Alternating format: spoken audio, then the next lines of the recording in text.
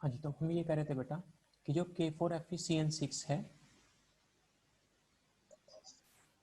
तो K4FeCN6 जो है वो एक कॉम्प्लेक्स कंपाउंड है या फिर वो क्या है, एक कॉम्प्लेक्स सोल्ट है।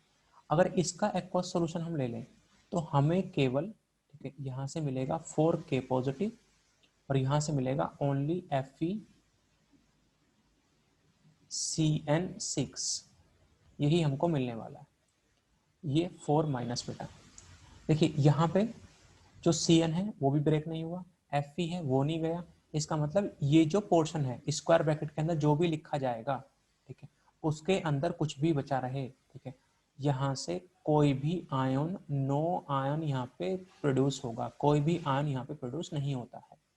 तो वाटर में केवल हमको एक K पॉजिटिव मिलेगा, दूसरा आयन ये मिलेगा, ये भी क्या होगा, एक्वस। जबकि वाटर के केस में अगर यहाँ पे डबल सॉल्ट की बात करें तो जितने भी कैटायन आयन प्रेजेंट है सारे के सारे क्या हो जाएंगे, ब्रेक हो जाएंगे। यहाँ पे ओनली स्क्वायर ब्रैकेट से जो बाहर लिखा गया है या फिर स्क्वायर ब्रैकेट कंप्लीट, वो एनायन बनेगा और ये क्या हो जाएगा, आपका कैटायन। एक और एग्जांपल मैं यहाँ पे देना चाहता हूँ। देखिए, मान लीजिए हमसे कहा गया है कि K4 यहाँ से AX6 इस टाइप का कोई सोल्ट है, मान लेते हैं ये। अब इसमें देखो ये स्क्वायर ब्रैकेट के अंदर है बेटा, और अगर हम इसका एक्वस सॉल्यूशन लेंगे तो वहां से क्या बनेगा, 4K positive aqueous. 4 positive charge है तो यहाँ से नेगेटिव चार्ज कितना हो जाएगा, AX6, यहाँ पे हो जाएगा 4 माइनस, ये भी क्या हो जाएगा, एक्वस। तो केवल यहाँ पे दो टाइप के आयन हैं, ठीक है, ओनली टू टाइप्स। जो आयन है कितने टाइप्स के हैं, ओनली टू टाइप्स के हैं, ठीक है। मैं ये नहीं कह रहा हूँ दो टाइप के ही बनेंगे, मैं ये कह रहा हूँ केवल दो टाइप के इस केस में है, ये भी ध्यान रखना है। यहाँ पे कितने टाइप के हैं, 1 2 3, यहाँ कितने टाइप के बेटा, 3 टाइप के, क्योंकि ये दोनों तो क्या है, सेम है। तो ये है डबल सोल्ट और कॉम्प्लेक्स सोल्ट में छोटा सा डिफरेंस, ठीक है। इसके बारे में अभी बताता हूँ, थोड़ा सा वेट करना पड़ेगा, क्या है ये, ठीक है। तो दो सिंपल सॉल्ट से बनेगा, अगर वो इक्वी मोल में है, इक्वी मोल का मतलब क्या है, दोनों के मोल्स के हैं बराबर में, तो क्या बनेगा, डबल सॉल्ट। बराबर हो भी सकते हैं, नहीं भी, तब क्या बनता है, मोलर रेशियो अगर टू सिंपल सॉल्ट का सेम या डिफरेंट है तो भी हम कॉम्प्लेक्स सॉल्ट बना सकते हैं या कॉम्प्लेक्स कंपाउंड बना सकते हैं। अब अगर सेम है, दिमाग में आता है कि सेम है तो फिर डबल सॉल्ट बनना चाहिए। अब इन्हीं को मैं एक्सप्लेन करूंगा, थोड़ा सा वेट करो, लिखो चीज को। और कोई डाउट है तो बेटा पूछ सकते। थर्ड डिफरेंस की अगर हम लोग बात करें कि डबल सॉल्ट्स जो हैं, डबल सॉल्ट्स, ठीक है, लूज इज देयर आइडेंटिटी। देखिए, आइडेंटिटी लूज करने का मतलब क्या है कि वो कैटायन एंड एनायन में क्या हो जाते हैं, डिस्ट्रीब्यूट हो जाते हैं। लेकिन इस केस में जो कॉम्प्लेक्स सोल्ट्स हैं, कॉम्प्लेक्स सोल्ट्स जो हैं या फिर कॉम्प्लेक्स कंपाउंड्स जो हैं, कॉम्प्लेक्स कंपाउंड्स जो हैं, ठीक है, उनकी जो आइडेंटिटी है, उनकी जो आइडेंटिटी है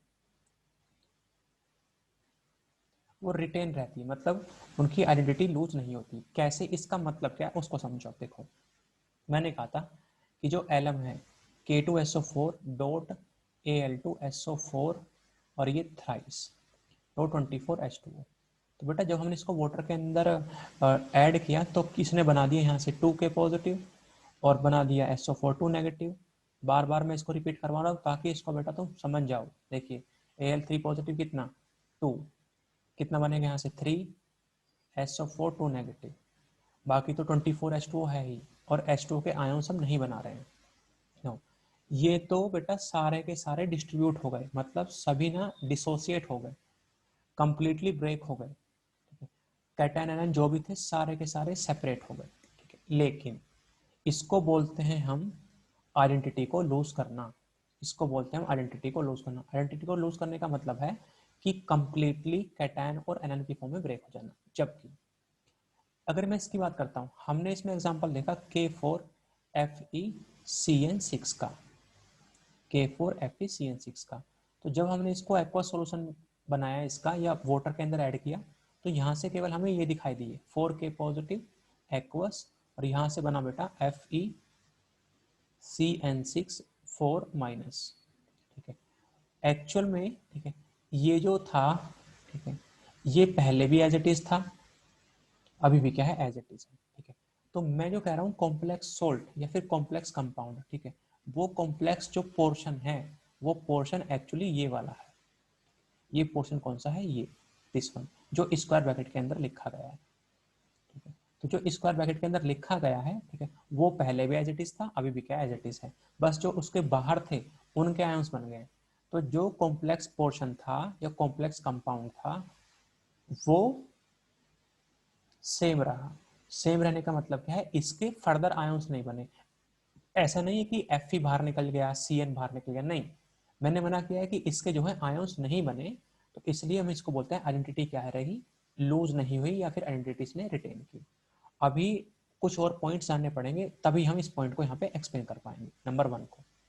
तो थर्ड ये पॉइंट है बेटा, देखिए तीसरा पॉइंट ये था दोनों में डिफरेंशिएट करने के लिए। तो आप इसको लिखो जी और समझो, कोई डाउट है तो पूछो। नंबर 1 को मैं और बेटर तरीके से समझाऊंगा, थोड़ा टाइम लगेगा उसमें भी, एक दो पॉइंट और। Excuse me sir. हाँ जी बेटा। सर सीएन कौन सा सब्सटेंस होता है? सी एन, सी एन होता है बेटा, जैसे एच सी एन है, तो एच सी एन क्या होता है बेटा, एक वीक एसिड। ये है एक वीक एसिड, तो वीक एसिड तो रिवर्सिबल होगा, ये बनाएगा आपका H पॉजिटिव बेटा, Cn नेगेटिव। ये एक्वस होगा, ठीक है, तो Cn आता है बेटा यहाँ से। और देख लो तुम, ये भी क्या है, आयन है, ठीक है, लेकिन यहाँ पे ये आयन नहीं बन रहा है।